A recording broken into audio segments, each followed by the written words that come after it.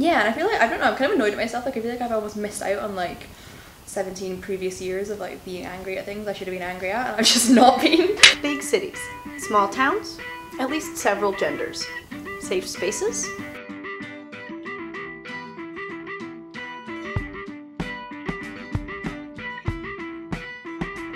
This is the world.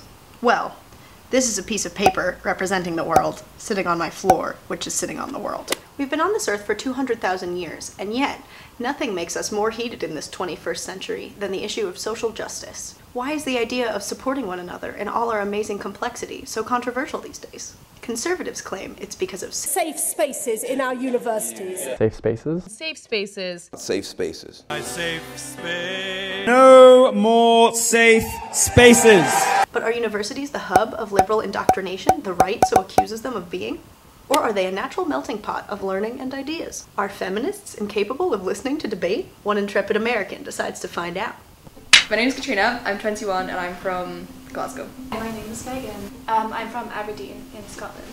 I also lived in Houston for 2 years and then Dubai for 2 years. I'm Kristen, I'm 22 years old and I am from Newport Beach, California. I'm Andrea, I'm 21 years old and I was born in Aberdeen, so I'm Scottish. I'm Anna, I'm from North Carolina. My name is Manon, I'm in 4th year, I'm about to graduate, and I grew up in Kenya. I'm Courtney, and I'm 21 and I'm from El Paso, Texas.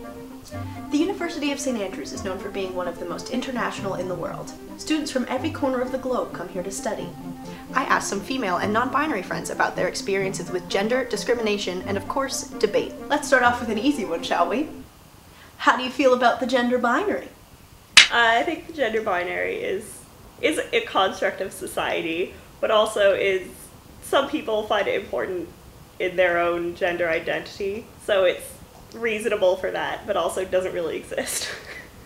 In France, I mean, as in the UK, as in a lot of developed countries, we have that notion of equality between men and women, but a lot of their culture was associated with gender. So there's a lot of things that people label as gendered, which is so stupid because it's fine for someone to identify as gender, but the ways that people usually like construct that is through like material objects or things that literally have nothing to do with gender, and that's probably partially why I just find it such a stupid concept, because the things people associate with it have nothing to do with, like, you know, mentally what you feel.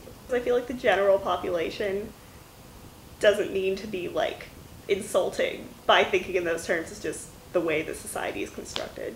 And then the main issue with it is that people will see that and it just like becomes a part of like the collective psyche. And so people like think it's okay. It's a dangerous world, which is not untrue, especially being a female. It's not something anyone likes to really dwell on or think too hard about, because if you did, would you ever go outside? Gender is nonsense, and so is the patriarchy. Disclaimer.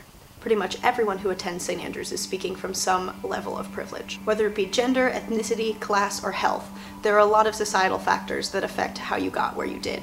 However, instead of insulating us in our privileged bubble, as St. Andrews is so often called, many of the people I talk to seem to have their eyes open to issues of discrimination, patriarchy, and intersectionality. And then when I came to uni, I got more interested in like politics. No, I suppose so ever since then I've sort of been more aware of like lack of opportunities afforded, not to me specifically, but to like women in general. So like when I came to university, I wasn't really like all that kind of interested in things like feminism and like cultural appropriation and things, which I've been exposed to a little bit, like moving around, but not so much. I think I know a lot more about myself, and I kind of, when I'm making decisions in situations with other people, I kind of think more about whether things are happening because of like my gender or like stuff like that. Like I'm a lot more kind of self-aware, and then also like aware of how other people are affected by my own actions.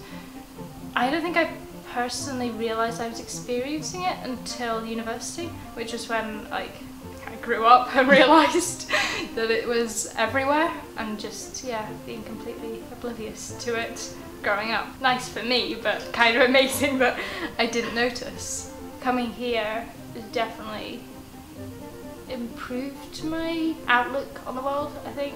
Well, maybe it not improved, it looks a whole lot worse than it did, but I have a better understanding, I think, of the world than I did, especially my place in it, or society thinks my place is in it, and what I think it is, and then what I can do about that and how I maneuver around that, I think. Some women, though, were feeling the effects of discrimination long before they got to uni. I would always say PE class was always like a fun one. I was always a very girly girl. It was always really fun to surprise the boys at a new school with whatever sport we were doing. It was always the, wait, what? But you're the girly girl. Well, girly girl can play football too. So like when I was 11, sort of figuring out where you were, and it was at the same time it was very like, you know, you're all hormones everywhere, and like it was just not the best of the best of times. It was quite bad. There was a few instances where like girls would do something like get with someone, or like the first person who like had sex in our year, like, and it would be, and like the next Monday at school you would like hear like people talking, and you'd like know that something had happened but you didn't know what it was. And there was one specific girl that like she was like properly like vilified for it, like it was, yeah, it was really bad, and she had taken it out of classes crying. I remember it clicking.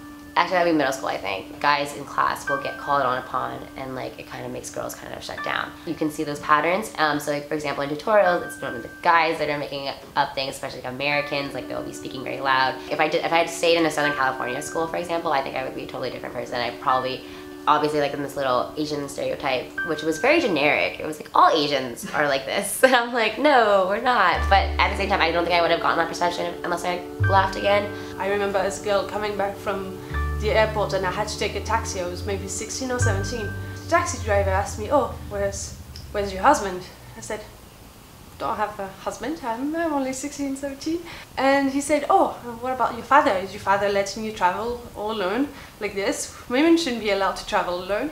I mean, that shocked me. I thought it was, sometimes it was infuriating. I suppose working in like the all-girls summer camp, I suppose the good thing about it was that it was like an environment where the girls could feel like they were very, like they could do whatever they wanted. Like, but I guess you could definitely see the difference between the younger girls and then the ones who were like 15, 16. Like there was one girl, it was absolutely awful, who one of the counsellors had noticed that she wasn't really eating properly, and the week after she got a letter from this girl saying, thank you for noticing, like I have never told anyone but I've been throwing up my food. And then she was like 14 and she thought that she wasn't good enough. It was like very, yeah, no, it was horrible. It was really horrible. St. Andrews has, well, a reputation, wealth, status, privilege. The prince went here, you guys. So if anything, you'd expect the school to be a bastion of conservatism in its teachings. Hold up. But of course, that's not the only St. Andrews narrative that exists. Maybe, instead of hiding from ideas they find unpleasant, people all over the globe have engaged in debate and ultimately decided that the fun, neo-Nazi, racist, homophobic, transphobic, sexist, and just generally delightful modern conservative rhetoric isn't the way to go. Funny that. I knew it was well known because of its being famous for the royal family, but I didn't realise quite how many international students would be here. I love it. I really do love the fact that everyone's from all over the world, and you walk down Market Street and you hear like 5 different languages. It's brilliant.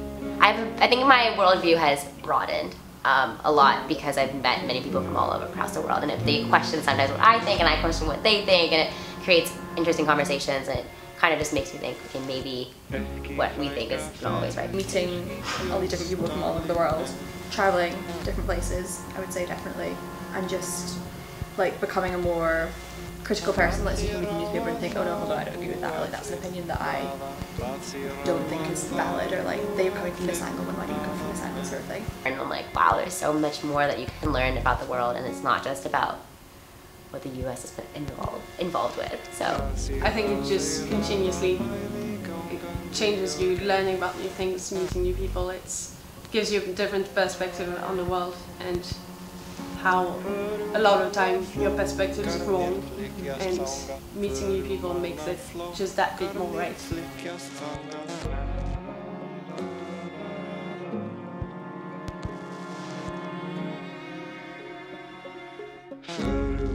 Flokkarnir og kerlingakrán